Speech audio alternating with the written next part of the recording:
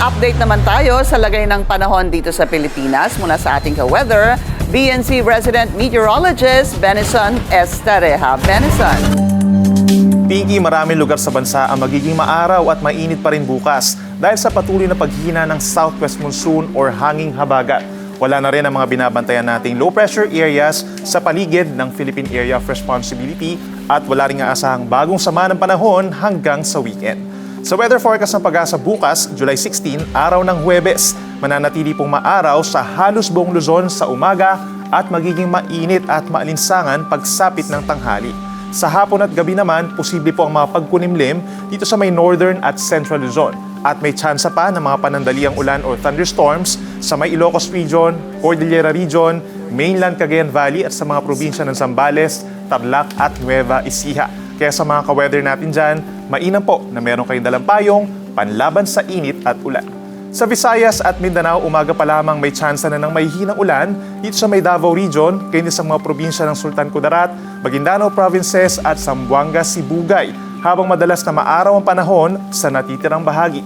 Pagdating ng hapon, mas dadalas na po ang mga pagkulimlim sa Visayas at Mindanao at may aasahan pang isolated rain showers and thunderstorms, lalo na sa Northern Mindanao, mainland Bangsamoro Region, Soc-Sargen at Davao Region. Kaya ka-weather, huwag din pong kalimutan ng payong, lalo na kung lalabas ng hapon. Sa kabila ng mga pag-ulan sa Luzon, dahil sa habagat, bigo pa rin pong umangat ang level ng tubig sa Angat Dam sa nakalipas na mga araw.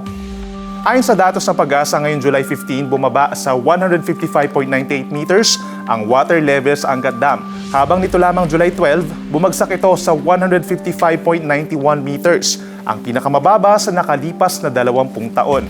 Mababa ang mga ito kumpara sa critical threshold ng Angat na 160 meters at sa minimum operating level nito na 180 meters. Malayo din ito sa water levels na naitala sa parehong araw noong 2024 at 2025. Ayon sa Pag-asa, nahirapang umangat ang tubig sa Angat Dam dahil sa nararanasang El Niño sa bansa at sa kakaunting ulan na bumagsak sa reservoir mula sa mga nagdaang bagyo. Dagdag ng ahensya, kakailanganin ng 2 hanggang 3 bagyo na magpapalakas ng habagat hanggang Setyembre bago bumalik ang dam sa operating level nito na 180 meters. Ang Angat Dam po ang pinagkukunan ng 90% ng inuming tubig sa buong Metro Manila, nagge-generate din ang dam ng hydroelectric power sa Luzon Grid at nagsusupply ng irigasyon sa 28,000 na ektaryang lupain sa Bulacan at Pampanga. At yan muna napapanahong balita ngayong Miyerkules. Ako po inyong ka-weather Benison Estareja na nagsasabing ang swerte darating sa tamang panahon. Mag-follow sa aming mga social media accounts at mag-subscribe sa aming YouTube channel para sa pinakahuli at eksklusibong mga balita.